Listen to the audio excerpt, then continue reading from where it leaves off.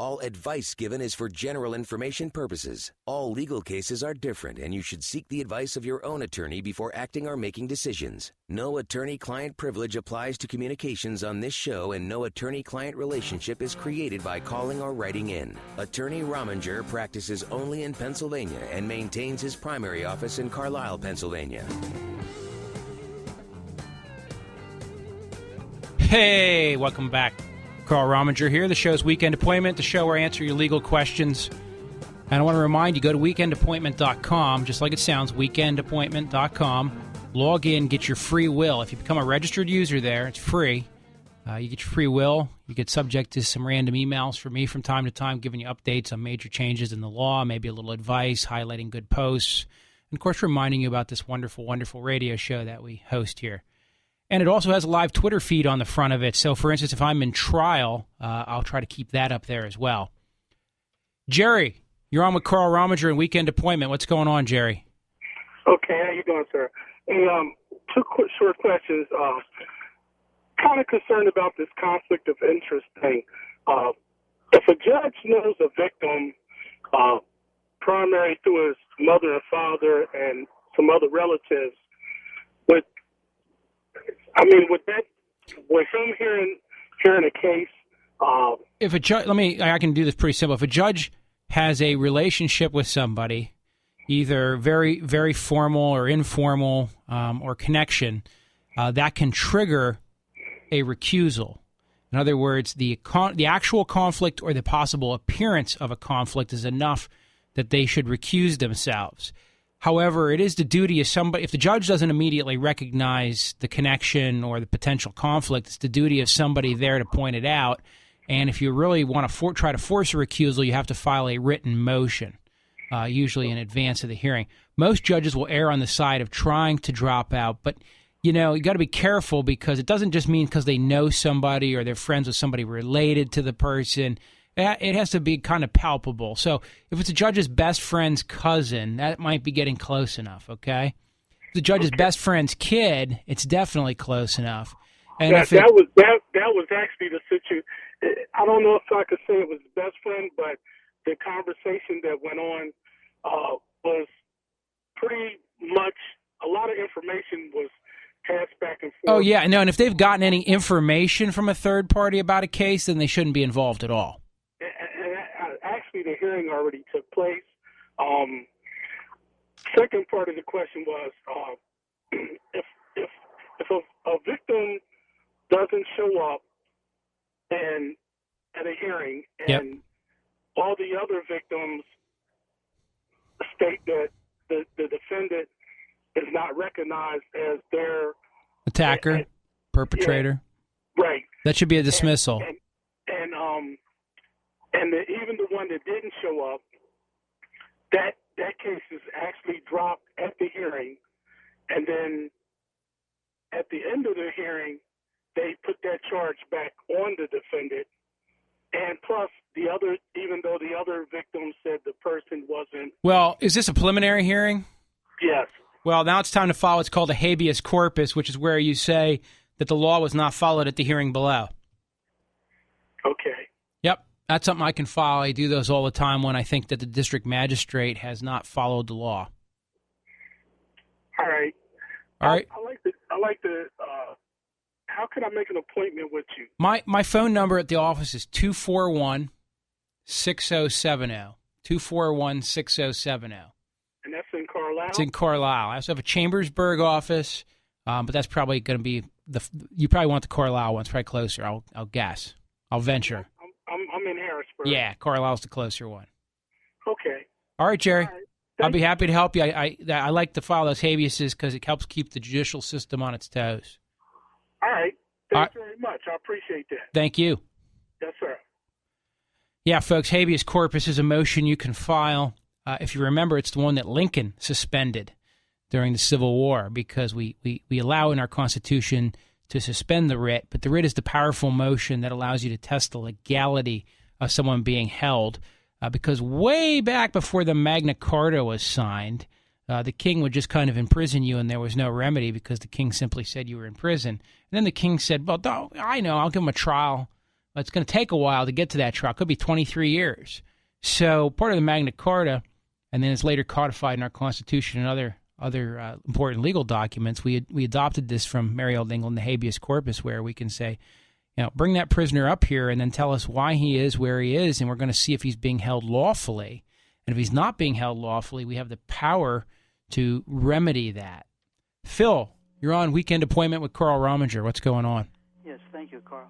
Okay, in checking unclaimed property at the state, I find that insurance companies issue some checks to my dead father in 2003, and my father's been dead 22 plus years, and my mother 25 plus years. My parents had 2 children. My younger brother is dead also. So I figure 50% is mine, and 25% would go to each of my brother's 2 children. Okay. At one time, I did pay some inheritance tax for some money I did get from my father after his death.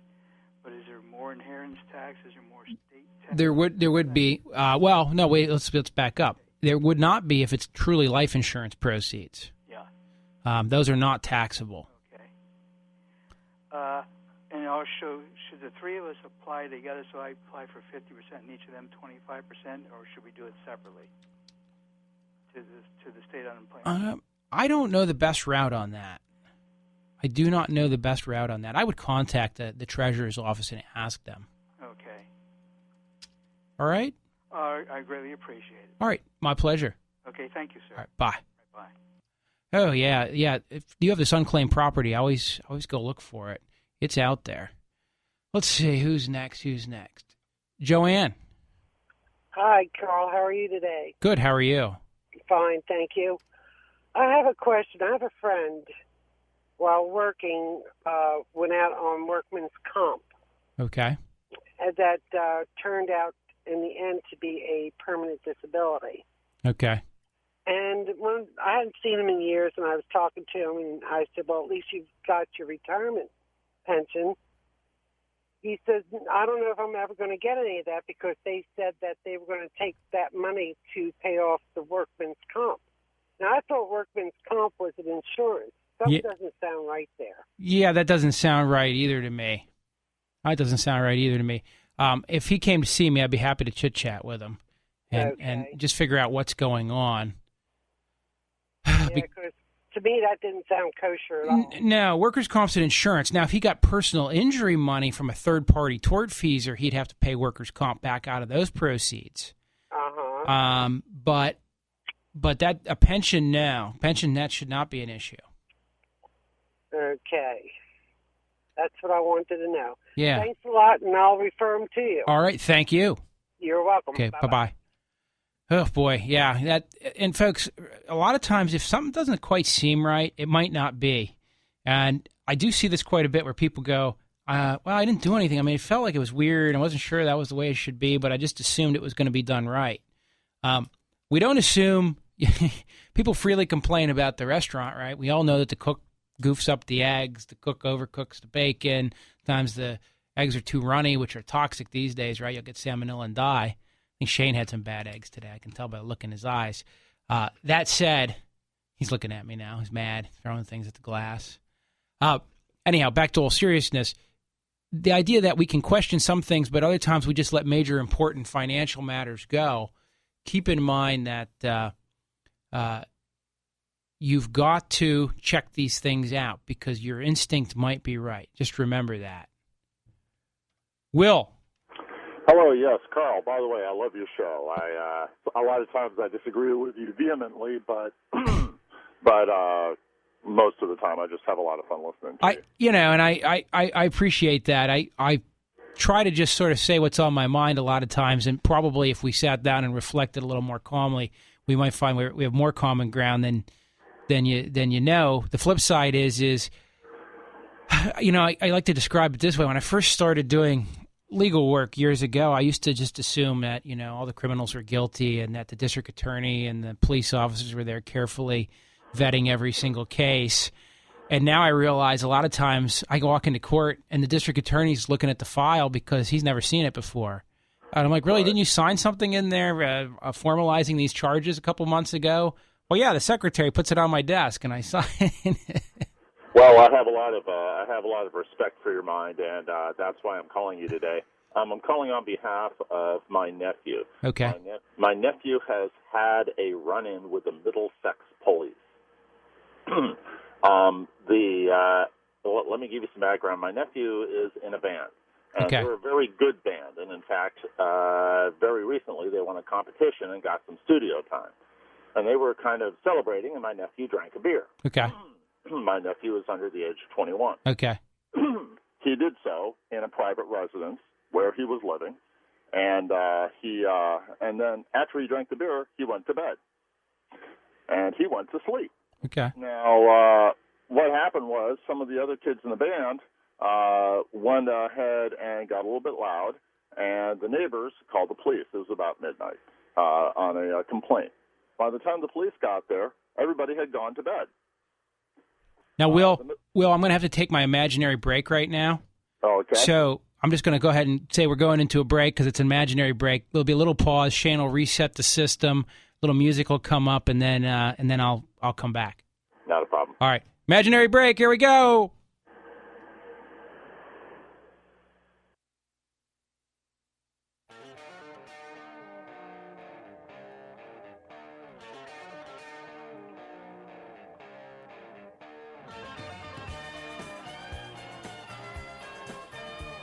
Hey, welcome back to Weekend Appointment. This is Carl Rominger answering your legal questions. Got a few callers holding on the line here. Will, we've been talking a little bit. Let me summarize in case somebody's just joining the show at this point. Your nephew was in a band, won some studio time, had a little celebration, drank a beer, fell asleep, went to bed, and the rest of the band may have carried on a little bit, but by the time the police got there for the noise complaint, everybody had tucked in for the night. Absolutely. Okay, what happens next? Okay. It's actually, I heard this, and I immediately thought, good golly, this is something Carl Rominger is going to want to hear. Okay. Everybody's in bed. The police show up. They've got their front door open because their air conditioning doesn't work right now. So they've got the front door open to get a little bit of blow through. The police walk around, go next door, get a ladder, take the ladder, put it up against the house, climb up to the second floor, and climb in through the second floor. Okay? Now, they've got all of this on tape, by the way. they videoed the whole thing as well as soon as they got out of bed. The two police officers went through the house, dragging people out of bed, threatening them with tasers, screaming obscenities at them, and just basically... I need this tape. Okay. Now... I need this tape. Really, I do. Okay. I will have fun with it. Okay, thank you. I thought that this is something that you might agree a point needs to be made. Well, and a point needs to be made. Number two is that's not a lawful entry in any way, shape, or form. And in fact, the law says a warrantless entry for a sound violation is never allowed. Right. And in fact, this is actually breaking and entering. Yes, it is. At any rate, so... Can I get this video for real? With tasers. Pardon? Can I get this video for real? For real, I'll go ahead and I'll talk to my nephew. His name is Vince, and at any rate... Yeah, talk to him and tell him that the lawyer really wants to A, see the video, and B, there might be some money in this. We may have what's called a 1983 action for violation of their civil rights, and they may find that they're going to get a big fat paycheck for getting woken up in the middle of the night. Okay. At any rate, let me continue. Okay. My nephew Vince is pulled out of... He's dragged out of bed, threatened with a taser, okay, and then told that he has to take a breathalyzer. Okay? In fact, everybody is told they have to take a breathalyzer. Otherwise, they're going to be hauled off to jail. Right. The one girl who's the lead singer in their band says, "No, I'm not going to take a breathalyzer. You can't do squat to me. I haven't done anything wrong." And so they drag her outside. The owner of the house says, "Hey, everybody, just kind of go along with them. Just cooperate, get them out of here as fast as we can." And so my nephew Vince takes the breathalyzer and, of course, shows up that he has drunk a beer because right. He did. And he doesn't dispute that. I mean, let's face it, my nephew likes beer. At any rate, the girl who was dragged outside was not cited, of course, because she refused to cooperate. Right, because she was smart enough to figure it out. Yeah. My nephew just received his citation in the mail. Not guilty. Okay, yeah, not guilty. Well, he talked to a lawyer. I'm getting your opinion, a second opinion. I do not know who the lawyer is who he spoke with. However, and the lawyer said, "Yeah, I see this all the time. You'll lose on the main trial, but you'll win on appeal. It'll be thrown out on appeal." Right. And he says, yeah, and it'll cost you $500. Sounds reasonable. Each. And my nephew's saying, "Good golly, I can't afford an air conditioner. How can I afford to protect my rights against the police, which I shouldn't have to protect? You know, I can't afford to put an air conditioner in a house. I mean, right. We're just scraping by. We're a band. Well, bands, and they're a very good band, by the way. I can tell you that historically what we've done, if we can identify this as a case with a potential 1983 lawsuit, we sometimes roll the criminal representation because it's helpful to get a discharge in the criminal case. Okay. Up with the 1983 action. Fantastic. Okay, I'll tell you what. I will go ahead and I will try to put my nephew in touch with you, and he can and you can discuss this with him. And it may be that you won't want to take the case. It may be that you will. And I might just trade him. I might just trade him the video for the representation as well. I'm always interested in collecting these police videos. I have my own up on Facebook if you want to see it. I've seen it. Okay, thank you very much, Carl. All right, Will. Thank you. Bye-bye. Let's see here. Who's next? Ben. Hey, how you doing, Carl? Good, Ben. Long-time client, fairly new listener. What's going on? A couple of weeks ago, my wife and I got into an argument. We live in a once single-family home, which was broken down to 5 apartments. We had a neighbor call the police about it. I've now received a $543.50 harassment fine for harassment. While the officers were here, they clearly said that nobody was going to get charged. Right. Can they do this? They certainly aren't bound by them saying they're not going to charge anybody, but it's problematic. I mean, why are you changing your mind? What new information do you have or not have? And one of them may have just forgot that they told you that. I mean, it sounds strange, but that happens sometimes. And I've actually been in cases where I've actually said to the officer, "Hey, you told this guy at the scene you weren't going to charge him," and they think about it and they go, "You know what, we did. I'll withdraw it." So I think what we want to do is probably call this officer up and find out what's really going on. I've tried that, and my call has failed to be returned in the past 2 weeks. Yeah.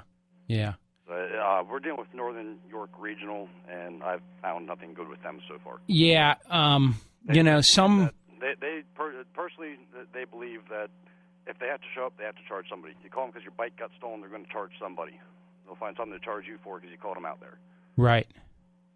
But, and the short answer is, there are certain officers in every police force who just seem like they have to file something every time they go somewhere, and there are others who obviously don't file much at all. It's like any other job. There's a lot of discretion and technique involved. But my advice to you would be, to plead not guilty. I already have. Get the hearing set up if you haven't, and if you want, one of us from the office can obviously assist you. Oh, I know you gladly will, but my wife won't testify enacting her constitutional rights, so they have no evidence against me. So there's probably not going to be a case anyhow. No, I was just wondering about if a cop can actually sit there and tell you to your face, "No, we're not going to charge you." They told that to my wife, told that to me. They had to separate at the time, and I just think that's wrong, and it has to violate something. There's no per se rule on it, and unfortunately they can't bind themselves. But their easy out is to simply say, "I didn't have all the information. When I went back on station, I looked up and realized there'd been a prior domestic with this couple in another county or something, or I looked up and I saw that this guy had a criminal record," whatever new information they want to claim, and they'll say, "So I probably spoke too quickly at the scene," and nobody's going to penalize them for that formally. If we were in a jury trial, okay, I would certainly point out to a jury and argue is the police's initial response was they didn't even see a crime, so that's your first reasonable doubt. Correct. All right, Ben. All right, well, hey, Carl, I greatly appreciate it. You have Hey, a great week. thanks for calling in, brother. Thanks. You have a good one. You too.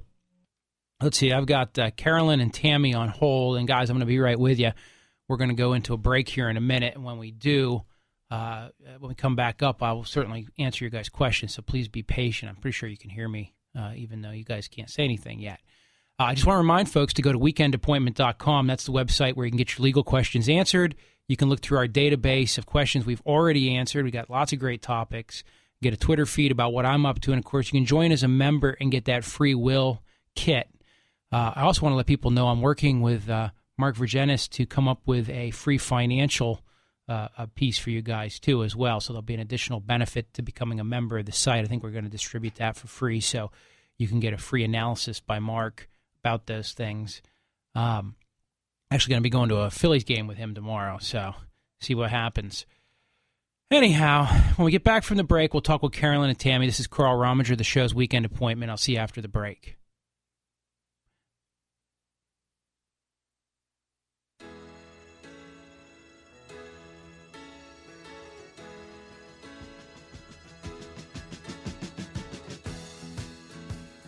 Hey, welcome back. Carl Rominger here.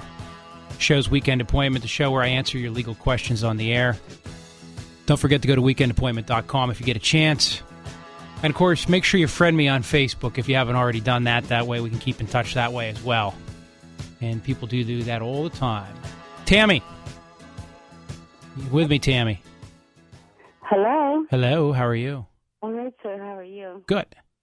All right. Well, my question is, I've had 3 DUIs, and my suspension is going to be up in October with Harrisburg. But anyways, the court never sent them no paperwork that I did my jail time and all that. Because I maxed out, I did a state sentence in Cumberland County Prison, and I maxed out. I have nothing to show them. So I'm trying to get the court. I went to the public defender's office and talked to my public defender, and he's saying that he can't do nothing for me. Huh. Well, that's something we might be able to help you with. What we would do is get PennDOT to correct their records, and the way we would do that is get the clerk of courts to certify the correct information to show when you were released. Okay, and then, listen to this. I got to start all over. I got to get a car and the interlock system and all that and start all over with a permit with Harrisburg. Is that how it works? The interlock system may well be what you have to do. It depends what your exact license suspension situation is. But, yeah, these days a second or subsequent DUI usually requires an interlock to get your license back for a year. Okay, sir, but I also maxed out. I did a state sentence in the county, but I maxed out. Yeah, the maximum sentence doesn't have anything to do with the PennDOT suspension. Okay, now, why do they require me to do all this stuff when I can't even probably get insurance? Right. Well, Tammy, the answer is that's what they're going to require to give you a license, and that's statutory. Okay. All right? All right. So, what else does he want me to ask you? Something about it. Is that the requirements for the third violation? A third violation, yeah, is going to have the interlock requirements on it, absolutely. All right, sir. Well, maybe I'll get a hold of your office. All right. Certainly may be able to minimize what you have to do, but we'll let... All right, Tammy. Thank you, sir. Thank you. Oh, boy. Lots of DUIs means lots of suspensions. It sounds like she's been a long time in prison, but now wants to get her license back sooner, and, of course, that's pretty much impossible to do. Carolyn, you're on with Carl Rominger. Hi, Carl. I have a question regarding a situation that I have, homeowners, neighbors, homeowners association. I bought a property in 2002, and I was told at the time that there's a basin behind my property, and that it would be kept in grass and mowed. And my agreement with my land contract says that after the completion of the stormwater management improvement, this other person agrees to be solely responsible to cut the grass and maintain the property. Okay. Now, the builder and the realtor kept reassuring me that the back of the property will be empty, it'll be in grass, and there'll be no one ever or never when I asked the question. Then I built a sunroom. I thought, oh, great, I'll have tranquil comfort because I'm from the country. I moved to town, and that's why I chose this property. That's why a bunch of us chose it. But here's the problem. There are two homeowners associations, one on each side of us, and then my development, which is in the middle. Okay, my development, we don't have a homeowners, we don't pay homeowners fees, but it was an agreement that the other homeowners, my developer sold 3 acres of land, he says at a fraction of the cost, to the homeowners, to the person who had the homeowners, the land originally. He's the one who put in the basin. Anyway, there was agreements made and all this, and that was the agreement that we would be taken care of with regard to the water and everything, but we didn't have to pay the fees. My developer didn't want us to have to pay the fees. Well, now it's happening. I guess this homeowner who now inherited this does not want to take care of the property behind my house. He is letting the neighbors encroach. They're planting trees. They're mowing. And it's just, for me, it's totally unacceptable. Right. Compared to what all the other neighbors have it, by the way. These people, the people who are encroaching on me have it. They're gaining more land. And he told me that the person that runs the homeowners, when I call council, and by the way, council, it was before borough council, when I talked about this, the last time I called him, he said, I've been nothing but trouble, and he's done with me. So I don't know, is it worth my while I don't want to go to courts, I don't want to go to law. I've been told that it'll just be a mess, and I don't know if I'm equal to that. Do I have a good chance? What do I do? I can't tell you the whole thing, but that's basically, I felt that I was protected from this kind of thing. They're all over behind the property and they're making stands, so to speak, against me now. They're just walking their dog and letting him, and just they've moved onto the property, and they're maintaining and actively living there, actually. Right. It's like the easement. Part of the basin comes over to about halfway behind my property, and then there's the little bit of easement between the tree line, which would be at the end of their property. And I guess the homeowners association doesn't want to take care of it. Right. So you think that there's going to be some documentary evidence that shows who is supposed to be responsible for this? Well, I did read you that part. Right. And my developer told me, I was told by everybody that it would be taken care of, it would be, kept nice. I was never told, we were told we don't have to pay. That's what my developer wanted. There was an agreement, I suppose, but... Here, Carolyn, let me tell you how I would approach a case like this. The first thing I would do is look at all the deeds and transfers, and then any restrictive covenants, restrictions, agreements that were signed, okay? Mm-hmm. And to the extent that we can document that who's supposed to be responsible for this area, you may have a legally enforceable right. To the extent that we can't document it, but we can show who owns it, we may be able to argue that there was an understanding that it would be kept a certain way, and that understanding now has become sort of the rule of the land, so to speak. That's a little bit more nebulous of a claim, but it's been won before. So you have a legally enforceable right, most likely, to require whoever owns this now to maintain it as it was supposed to be maintained. And particularly if it's in writing somewhere, it'd be very easy to enforce. So that would be my thought on the matter. Well, so get my deed. Well, we would get everybody's deeds.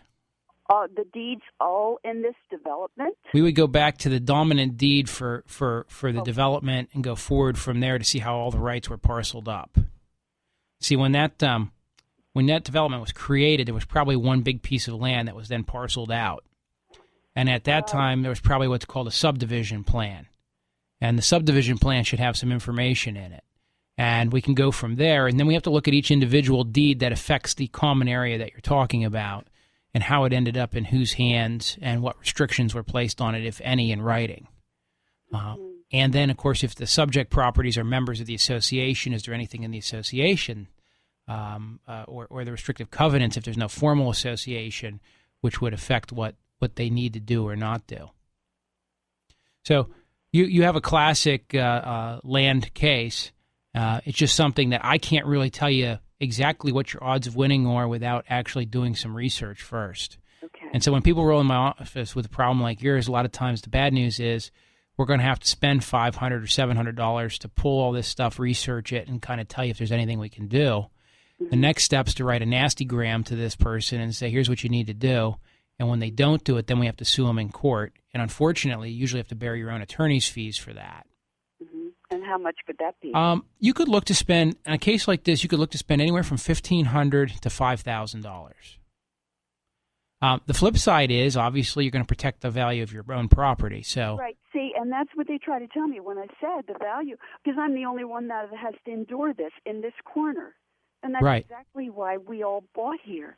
Well, would it then not be my developer who would be sued? It would be because Well, the developer's probably out of it now, right? They don't own any of it anymore. No, they sold off, but to us. But he's the one that had to, made the promise to me and told me all this stuff I can expect. And of course, we got to see what's in writing. And you may have also signed something along the lines that says, by the way, everything we talked about, if it's not here in this writing, it really doesn't exist.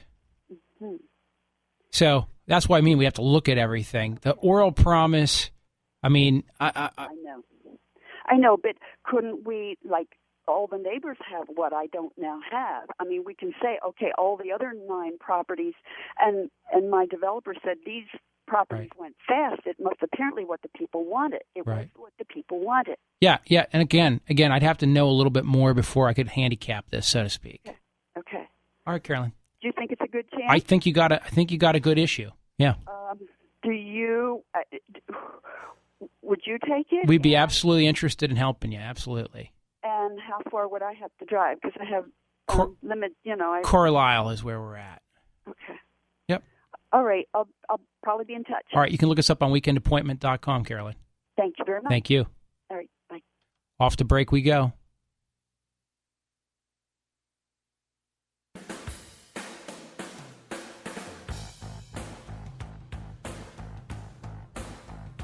Hey, Carl Rominger here. This show's Weekend Appointment. Just want to remind you, go to weekendappointment.com. You can find my contact information. You can find the free will kit to download. You can get the Twitter feeds. Make sure you follow me on Twitter and Facebook if you want updates about the show. Sometimes I put on what courtroom I'm going to be in if you ever want to stop by and watch a trial.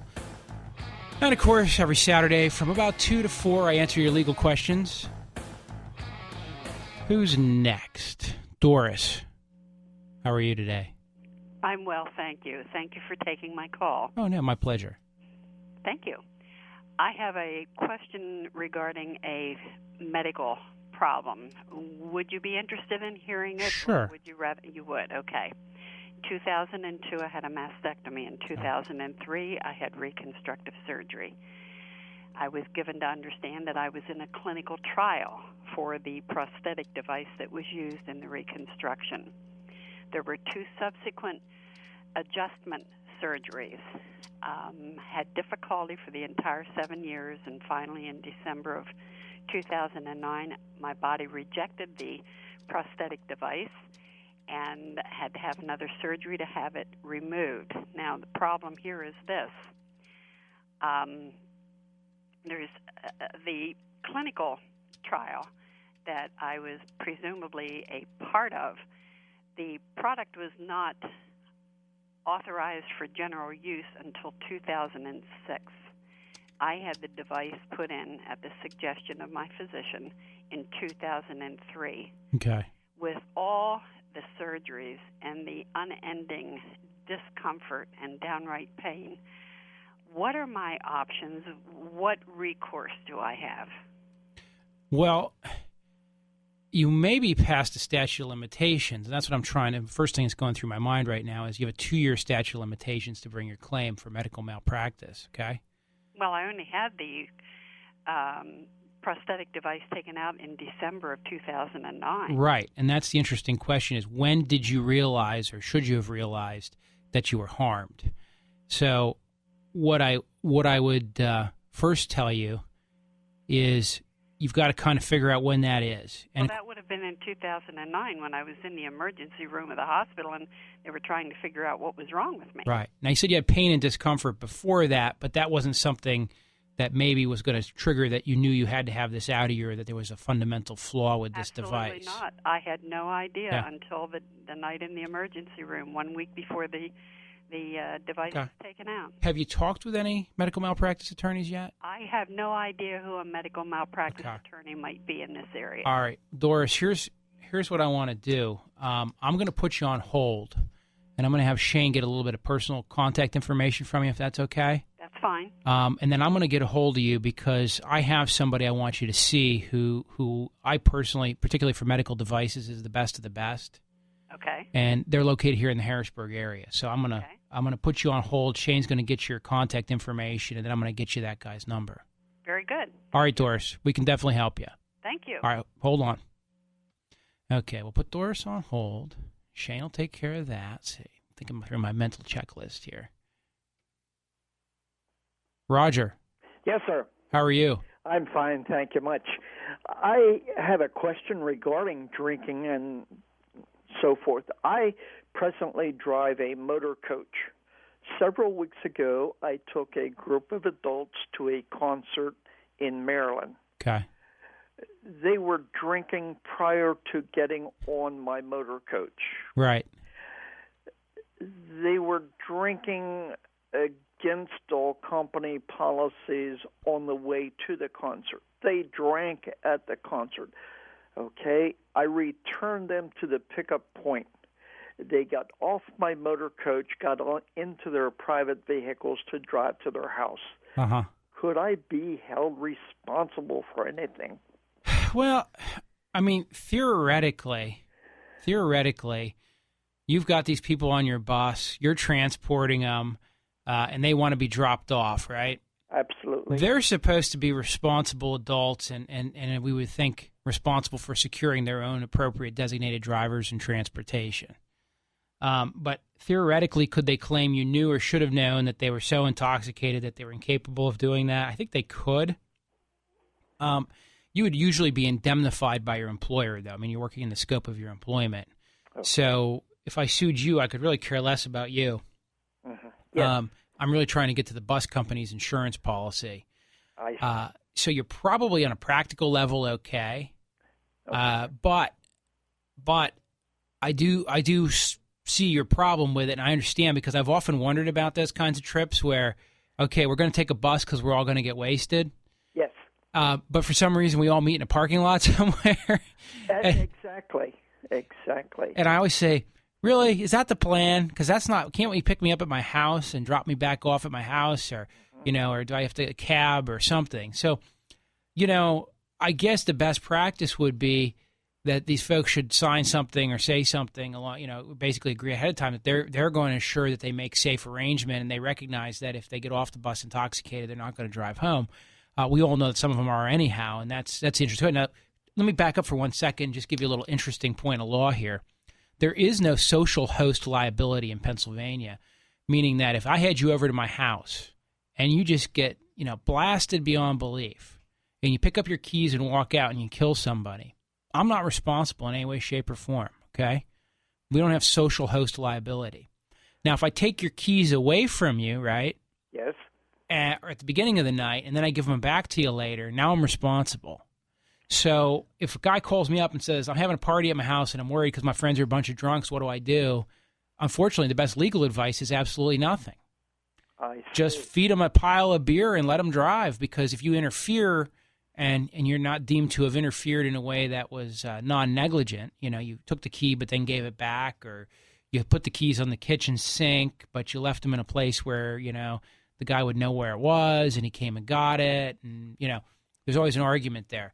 Okay. Businesses always have liability to invitees. So, like if I had a pig roast and I said, come on out, it's Carl's Pig Roast, the interesting question would be, is it Carl's Pig Roast like Carl, the guy, or is it Carl, the lawyer's pig roast? Yes. And if they're business invitees, then I might be responsible. However, one of the ways that I can avoid social host responsibility, I can avoid non-social host responsibility or business invitee reliability, is by not serving visibly intoxicated people, because I'm not responsible if I don't know the person's intoxicated, okay? Yes. And when they do get intoxicated, to take reasonable measures to make sure that they just can't wander off and drive their car. So the complete impossibility of that, and this is why I was coming back around to your case, is I think you're free to assume that at some level these people have made arrangements ahead of time. But I guess at the end of the night, you almost have to make a determination like, how drunk are they? And if there's not one of them that's sober, and it's the visible intoxication, it's not the quantity. Pennsylvania's also weird about that, okay? Yes. I can feed you 100 shots of whiskey, and as long as you're still standing, not slurring your words, and appear fine, I know you're 20 times the legal limit, but I still can keep serving you without liability because you're not visibly intoxicated, even though we know scientifically, rationally, and intelligently that you are. Okay. So what you're saying in reality, that the chance of somebody having an accident and coming against me would be very slim. Very slim. They would go for the bus company. Are you married? Really, no. I'm a widower. Okay. Yeah, I was going to say, because if you were married, then you'd also have the additional protection of tenants in the entirety. But the reality is, yeah, you have very, very slim possibility. And I guess the other thing I was going to tell you is, later on, when somebody asks you, like, well, what did the group look like? If you could legitimately say, yeah, there were a couple of them that were definitely visibly intoxicated, but there were a good portion of them who, they looked okay. Okay. Then you probably have no liability, because I'm sure you could make a pretty good argument at that point that I thought that they had sorted out their own drivers and there were a bunch of people that were not visibly intoxicated. Okay. All right. Thank you very much. All right. Carl. Thank you. You bet. Bye-bye. Take care. Yeah, boy, oh boy, I understand his dilemma, though. You got this bus, and I've been on those buses, Shane. I went on one that was a Coors Light ski trip. And how smart is this? You get on a bus, and they stock it with Coors Light, and you're on there with a bunch of bartenders and barmaids and bar backs and kitchen guys from all these local bars. And everybody's younger than me, and they're drinking like fish, and we're watching some crazy movie, like Old School or something, and you're drinking some Coors Light. Then you strap the skis on, and you fly down the mountain at 42 miles an hour. And you do that for a few hours. Then you drink some more Coors Light. Then you get back on the bus, and they restock it with Coors Light. And where does the bus take you to? It takes you to the back of the Harrisburg East Mall to drop you off, right? Because that's where you met to get on the ski bus. Does that sound a lot like our boy's scenario? I think it does. All right, folks. My pleasure serving you. Weekend Appointment's a show. Don't forget to go to weekendappointment.com. Register there and get your free will. And, of course, you can get my contact information. Come see me at the office. Always happy to help you. See you next week.